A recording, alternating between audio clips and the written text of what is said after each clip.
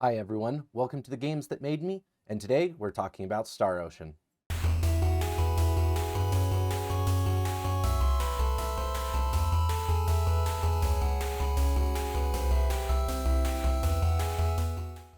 Star Ocean is a classic JRPG series produced and developed by Square Enix and Tri-Ace. It's one of my personal favorite series of all time, and I wanted to take a look at it today and talk about why I think it's still worth visiting and still worth getting into today.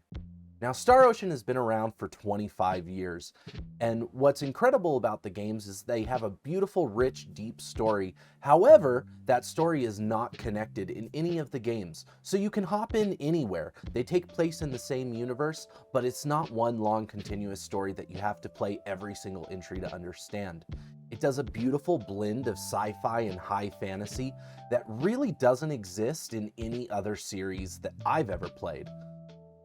It asks some big questions about things like what power do we have to affect the lives of those around us? What is our place in the universe? And what is the meaning and nature of creation? The systems of the game are absolutely phenomenal and super fun to play around in. Variety and customization is huge in these games.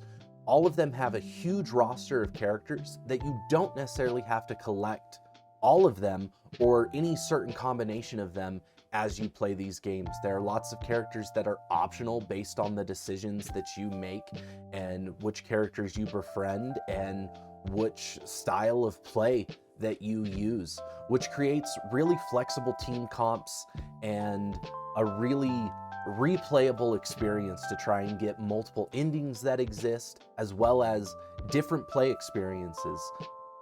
Looking at the Star Ocean series, there's 6 games. The one that no one played, the Golden Child, the cool edgy one, the child you wanted to love more than you did, the one we just don't talk about, and the hope for the future? So I wanted to talk about each of these games individually and what I thought about them, my experience with them, why they've had such a lasting effect on me. Starting with the first game in the series, the game that kicked it all off, Star Ocean. Now, the original Star Ocean did not release in the US on its original console, the Super Nintendo.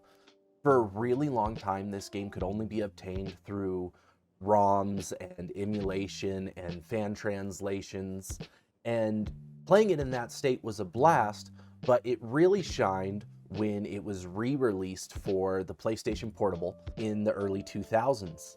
Now, the PSP port was actually a full remake of the game in the same engine as the PlayStation game, Star Ocean: The Second Story. And it really shined in this state. You got all the customization, the private action system, the battle system of the second story, and it made this game an absolute blast to play through. It's still really easy to get a hold of. You can get it on the PlayStation Store for PlayStation 4, PlayStation 5.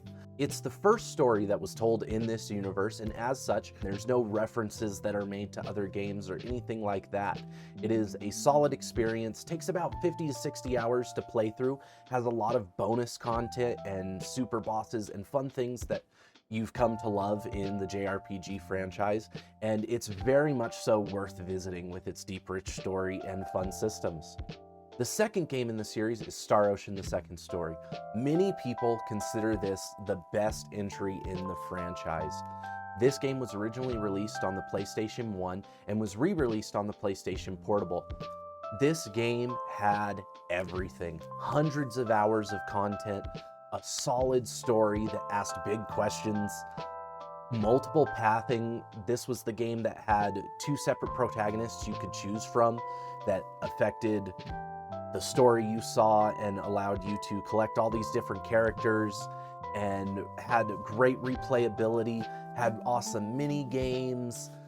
I could go on and on and on about why Star Ocean: The Second Story is just so good. The only unfortunate thing about Star Ocean: The Second Story is while there was a remake that was released for PlayStation Portable, in the West it was never released on the PS4 or PS5. And so it is a little bit more difficult to get a hold of this game today. One of my earliest memories from playing this game in childhood was that it was 2 discs on the PS1, and we rented it from our local game store video update. And I remember my brother had to explain to the guy who was renting us the game that each disc was not a separate game, and we had to be able to rent them together because it was impossible for us to proceed in the game without having both discs. And the guy only wanted to rent one disc to us at a time so that he could rent out both and make more money. But we got to the end of the first disc and we were stuck at this screen that was like insert disc 2. It didn't give you the option to save your clear data. You had to get into disc 2, get to the first save point and save. We eventually got both discs and we got into the second disc and it was really hard. And I don't think we beat the game until much later when we were actually able to buy it and sit down and grind characters and play through it. The third game in the series is Star Ocean Till the End of Time, released on the PlayStation 2. This game was incredible. It was the first time we had a Star Ocean game in 3D. Like many PS1 games that made the leap to the PlayStation 2 generation, it had voice acting, it had 3D, it had these big sprawling worlds that we'd never really seen before. It still had the phenomenal battle system that Star Ocean: The Second Story had, and it was just a cool experience. It asked really big questions about what the nature of creation was in its story. It's got lots of twists and turns that just make you go, whoa, I've never thought about this before. And at the time it was released, it was a really boundary-pushing and revolutionary story, in my opinion, from what I had played. And this game has also been re-released for the PS4 and PS5 and is really easy to get a hold of and play. Hours of content, great super bosses, great super dungeons, still had a great huge roster of characters that you could get certain ones based on your decision and get different endings. A very close second for best in the series when compared to the second story. The fourth game was The Last Hope, released on the PlayStation 3. Now, I called this game the child you wanted to love more than you did. There were so many great things in The Last Hope. The story was pretty good. It's a prequel to the other games set in this universe. It kind of answered a bunch of questions that you didn't really have, but it was really cool to know why certain things were set up in the universe the way they were. It had a very kind of Deus Ex Machina ending that was unexpected, but it was a fun entry, but it didn't quite nail the Star Ocean formula. You could kind of tell there wasn't a huge budget for the game. It didn't have the in-game dungeons that the previous games had. It didn't have a lot of super bosses. The skill trees weren't as diverse to kind of customize your characters. And while it was fun and there was a good story to it, you could just tell that it wasn't quite as good as the previous ones. It is still available to get on PlayStation 4 and PS5, but it probably wouldn't be my recommended jumping off point into the series. The next game there was released on the PS4, Star Ocean: Integrity and Faithlessness. And let me think how to gather my thoughts on this game. Man, why was it Did the people who make this game bad? ever This play was a a Star Star Ocean Ocean game? I can't remember. There is Were nothing not redeemable about the ridiculously story. hard. Did they Were have in no one sense? release I plan don't for what understand they why were not. doing? With What this was going game? on the entire time? You know, I was taught growing up that if you don't have anything nice to say, don't say anything at all. Then we have the sixth entry to this series, Star Ocean: The Divine Force. It's coming out this week. I played the demo, and I'm referring to this as hope for the future. Now, this game is being released for the 25th anniversary of the Star Ocean series, and you can definitely tell that this game is a labor of love by the people who loved this series, worked on this series. They definitely learned from mistakes they've made in previous games. They definitely had more of a budget for this game.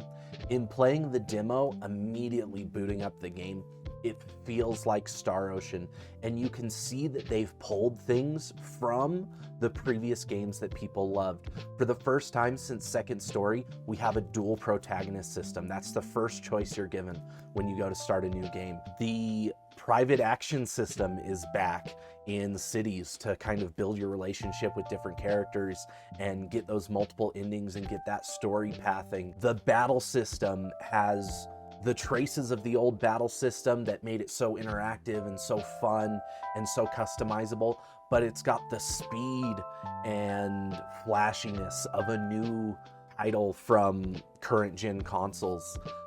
The world is open and beautiful, and they've added new things to help you explore it. They add things like jetpacks that allow you to zip around the world and adds a vertical element to exploration. The story right off the beginning gives you lots of questions that propel you forward and make you want to keep going. In the 2.5 hours I played the demo, I was mesmerized. It got me really excited to play this game. It comes out this week. So looking back at the entire series, I've just always felt it was a very unique JRPG that had great replayability. Do I think it's worth revisiting Star Ocean in the current landscape of gaming today?